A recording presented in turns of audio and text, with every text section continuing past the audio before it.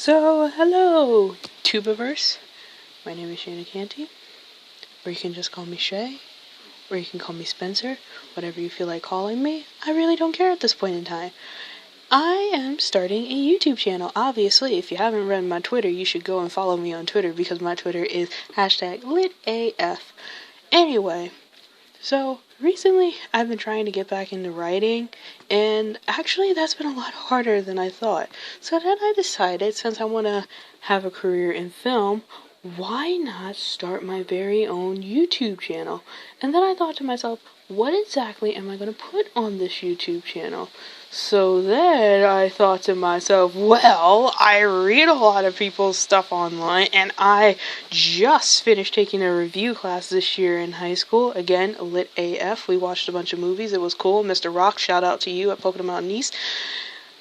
So then I said to myself, why don't I just make videos on that?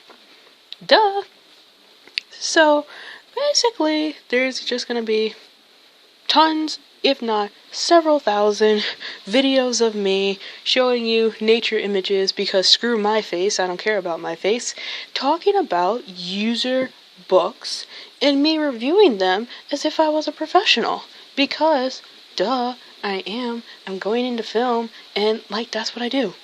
So all books will be reviewed based on the 9 elements, the literary devices as they call them in English, of fiction: character, setting, plot, theme, point of view, POV, dialogue, style, tone, and conflict. All will be rated on a scale of 1 to 10. Of course, 1 being the worst, 10 being the best. There are a set of tests in there that I will also incorporate, but for right now, just to keep it simple, we are just going to use the 9 elements of fiction. And I will start with a user piece on my writing website, Quote V. I used to be a member of Figment, but again, if anyone from Figment or Wattpad or Teen Ink or Quote V or fanfiction.net or wherever the hell you write on wants to submit me something, you can always hit me up in the comment box below. Let us get started with my first piece submitted by my friend Hannah over on Quote V. It is called The Girl in the Record Shop. The description of the book will be in the description box below, as well as social media contact links to her stuff, social media contact links to my stuff, because my stuff is lit, JK, not JK. So, first off, character is rated at a 5. I like the story. I really do. I highly recommend all of the stories that I'm going to be reviewing. All of these people that I've worked with, that I talked to, they put a lot of effort into their stories. They put a lot of effort into their work as if this is their professional job. And we don't even get paid to do this stuff. We just do it for the pleasure of writing and for the pleasure of entertaining our audience of fandom or our audience of people. No matter what, it's always to entertain, and that's what I love best about our many writing communities.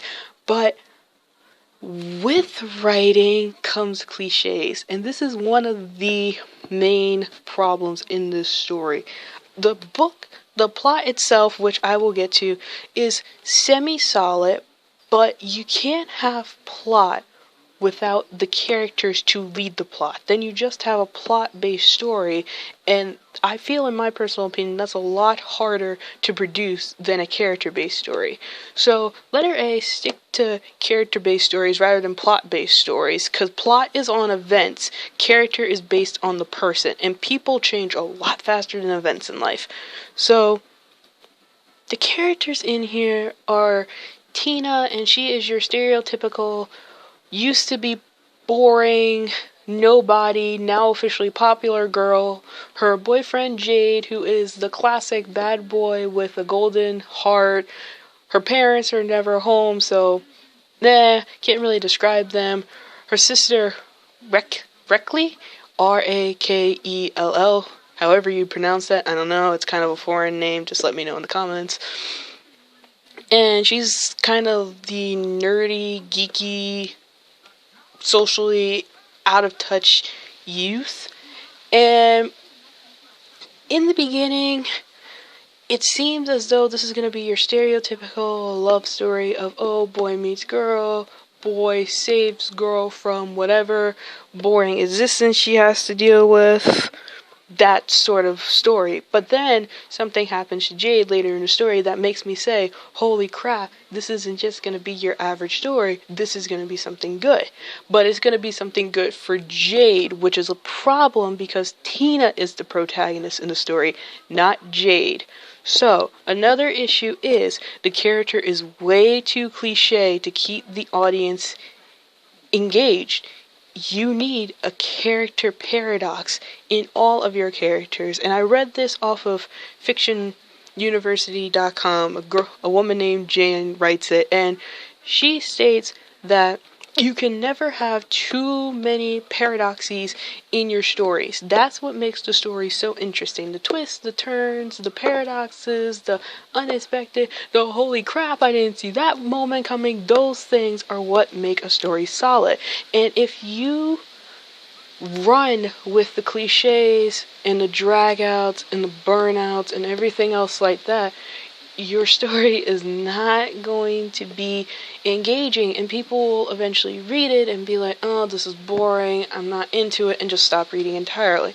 So, Tina's good so far, but Tina's too cliche for the story to keep it entertaining. So add a character paradox in there with Tina, and your story should be absolutely perfect. Setting is a 4. Now, I rated it a 4 because at first I didn't know where the story was taking place. I later found out the story was taking place in California, but again, it doesn't specifically state where in California. Is it San Diego? Is it Los Angeles? Is it Compton? But you know what I mean? Just city location wise, but state wise it's taking place in California. But in the beginning you would never know that because they don't specifically detail facts or locations or slang or activities or anything like that. So a problem with setting is I cannot tell immediately where this story is supposed to be taking place. So I can imagine anything in my head and it will still be right until it is stated that the story is in California or Pennsylvania or North Dakota or whatever the story takes place. Solution? Just state things that people in the state do, say, wear, locations in the area. I mean, it's as simple as the Liberty Bell, Philadelphia, Philly cheesesteaks, hoagies, grinders, whatever. It's literally as easy as a character saying to themselves, hey, you wanna go out and get a grinder? And it's like, yeah, Joey, sure, let's go out and get ourselves some grinders. Like, you know what I mean? Of course you know what I mean. You most likely all know what I mean. I don't know what I'm talking about. Anyway, point of the matter is, it's good to include things in there that the characters do. I don't know about the show don't tell business thing, so I'm not going to give any advice on that. I have no idea what the HE double hockey sticks that is. But personally, in my opinion, I don't think it violates that. If it does, I would have known anyway, but if it doesn't, yay me, I learned something today. Anyway, so just state stuff that the characters do, wear, say, in that specific state. Don't hold back on, oh my god, I don't want to be too detailed, or I don't want them to automatically see what I'm seeing. Nah! That's the point! Put in there stuff that we can see. Put in there stuff that they wear, so I can see what they're wearing. So that it's not like, oh my god, they're naked the whole entire time. Which is fine if they're in a nudist community, but still. Point of the matter is, state stuff that the characters do within that state. State stuff that people do within that state. Plot is 5. Again, plot is cliched, but plot has that twist in there with the boyfriend. Again, read the story so you understand what the twist is.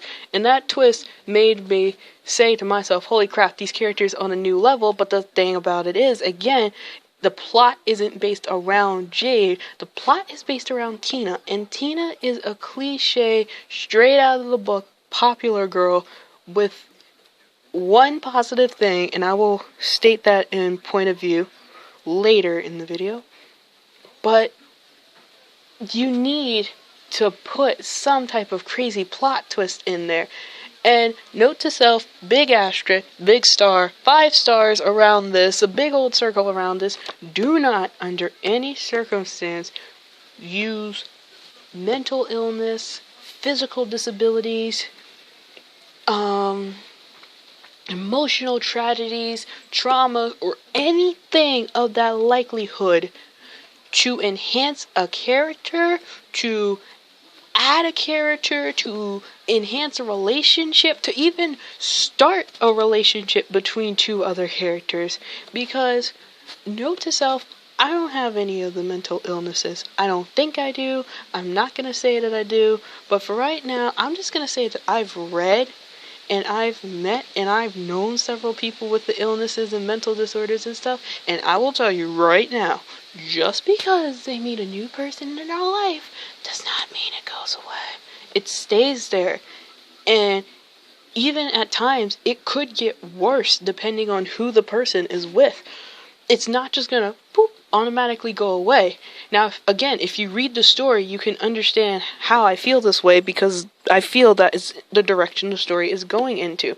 And again, she is a great writer, very fantastic writer. It's just, she's young. So there's a strong possibility that the story could be going in that direction. And I really hope it doesn't, because then it's going to be just as cliche as ever, and people are just going to stop reading. And not only will they stop reading, they'll also be offended. So, again, plot so far is cliche. That's the problem. Solution? Just add another paradox or a twist in there of some kind. But don't say that the twist is a mental, physical, emotional trauma, disorder, or any sort of like. Make it authentic, make it real. Theme is a 2. All stories, in my personal opinion, have themes. According to fictionpress.com, all stories apparently do have themes. So far, in this piece, I see no theme. That is it. Put a theme in there. It's easy as Googling themes or universal themes and putting it in there. That easy. Point of view is a 9. This is the highest rating that I gave this story because it's written in the third person omniscient view, and it does an extraordinary job with doing it. It goes into little bubblets, which I coined them as when I started writing my fan fictions, as thoughts between myself and thoughts between my character smashed into one bubblet in the piece. And it shows not only what the writer is thinking and what the writer wants of the character, but it also shows what the character is thinking and what the character needs of the writer. There's a smash mouth middle in there. And there are several, if not hundreds, of these bubblets that are going into the story. Because again, this is an uncompleted piece, so there will be a part 2 on this. Into the story, and they are highly detailed. There are imagery at A1 levels. It is vivid beyond your wildest imagination. So if you are a visionary person like I am, really into details, or you just like reading about pretty colors and crazy crap, this is literally the story for you, because chapter 4 is a whole entire section just of a dream that she has after this thing happens to the boyfriend. And again, like I said, if you want to find out about how great this book is, it's going to be a link in the description box below. Click it, read it, sell it, buy it, all that other amazing, fantastic stuff. Dialogue is a 3, it was a 2. Dialogue is a 3 because later in the story, the mother starts talking and she, of course, is emotional because something is happening with her husband. Again, read the story if you want to find out what it is. But it bumped from a 2 to a 3 because that is how moms are supposed to act between what happened to the boyfriend's mother and what happened to Tina's mother. But Tina is the protagonist in the story, but yet I cannot hear Tina. I hear voices. Randy Orton pun. intended, check mark. I hear voices in my head, and out of every voice in this story, the main one that I'm supposed to hear, Tina, aka the protagonist, I do not hear. That is a problem, because I am also a dialogue person. I enjoy reading dialogue. I enjoy hearing the characters converse back and forth between each other. I enjoy just listening to the people in the story. And I'm sure several other people do too. But, just for me, I don't hear Tina. I don't hear one lick of Tina whatsoever. I hear no uniqueness in Tina. I hear no difference in Tina's voice compared to her sister, compared to her boyfriend, compared to her mom, or whoever else in the story. I hear no difference, and that is a problem, because again, Tina is supposed to be a protagonist, not a background character, not static. She's supposed to be dynamic. So, how to fix this? Easy. You listen to people talk. You look up conversations between people. You observe different idiosyncrasies that people have within their reach, within their grasp, within their area, within your place. You just watch people. It's easy, it's creepy, but I guarantee you it will help the dialogue. I should know. I was an introvert for almost 16 years of my life. It helped me with my dialogue. Style. I bumped it in from a 3 to a 4, and then I was at a solid 4, because again, I can't judge the writer based on style. I like a lot of details. I also like dialogue. So of course, if it's going to have a ton of details, I'm going to like it. If it has a ton of dialogue, I'm going to like it. But of course, there has to be a middle in there somewhere between details and dialogue, that it doesn't offset the reader, so that it doesn't veer towards one group versus another group. It has to have some type of middle in there. And the problem isn't anything really, because again, style varies based on writer. But if I had to point out a subtle issue, I would say that this story is more detail, like 75% detail and 25% dialogue. Which, depending on what type of reader you are, it could veer you into, oh yeah, I'm totally going to read this, versus the, oh, you know what, I think I'm just going to skip this one. That's it. Just find a balance between details and dialogue. Tone, 3. Tone is just the mood of the whole entire story. And again, like I said, it's an unfinished piece, so the mood could change. The tone could change entirely. But for right now, the tone is dull, the tone is slow, the tone is kind of boring for the moment. But again, the writer, as far as I know, updated like a day or so ago, but I'm not reading the update until I'm ready to make the part 2 of the video, because again, that would take so much longer to do in this video if I actually stopped, read the update, and then continued on with the video. So for right now, I'm just going to leave the update for the part 2, and I'm going to tell you right now, of the first 5 chapters I read, that the story so far is slow, it's dark, and it's very boring in tone. But again, if you add a paradox, a twist, holy crap, I didn't see that coming moment, or oh my god, who the devil is this new character? The tone will kick right back up. Easy, done, simple.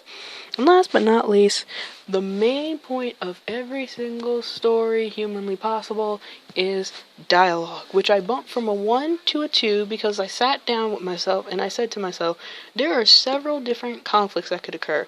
There's person versus person, there's person versus nature, there's person versus God, there's person versus technology, there's person versus society, there's person versus animal. There's like several different types of conflicts that one can include in a piece.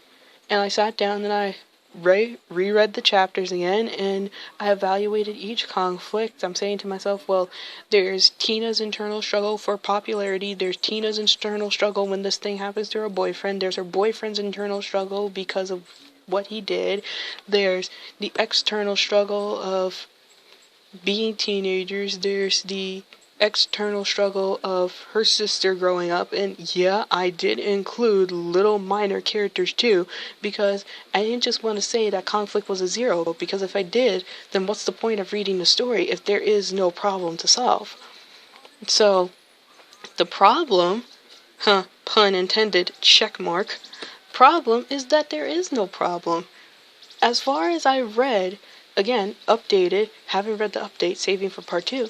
As far as I've read, there is no conflict. I mean, yeah, you can always say that Tina's having a conflict with herself and her boyfriend's having a conflict with herself, but the boyfriend isn't the protagonist. Tina's the protagonist. And even then, Tina's problem that she's internally facing could be solved as simple as like a phone call or going out with friends or meeting new people. It is literally that simple. And that is a problem because as a writer, if you don't have an engaging conflict, then you will have a stale plot. And if you have a stale plot, then your only saviors are the characters. And if your characters are cliche, then you might as well not be writing the book at all because there's no hope for the story whatsoever. Yeah, it got real emotional there. So, point of the matter is, solution. You need a stronger conflict. If you read your book over again and you say to yourself, oh man, I can solve this conflict by doing this, this, and this, then you need a different conflict. Because if you can solve the conflict, how do you expect your protagonist, which is supposed to be, depending on what type of story you write, the hero, the heroine, the savior, the chosen one, the main character of the story, to solve the problem? It's literally that simple. So again, I said I was having tests that I would include in here, but I'm not going to include it with this story. I will include it with the next story, though, that is a completed piece. So I think I'll be able to post that up on YouTube instead of this one, because again, this one is a little bit over the time limit as well. This story is also incomplete, so I am definitely going to have to do a part 2. But this is the first person that asked me if I could do this, and this is the first person who allowed me to review the story. Again, story is highly recommended. Just fix the little things in there and it will be an absolutely stellar piece. I have been Shay. I have been Spencer. I have been Shayna. And this is my video. And yeah, comment, subscribe, like. I'm really enjoying this YouTube thing. It's kind of stupid at first, but you know, slowly but surely getting there.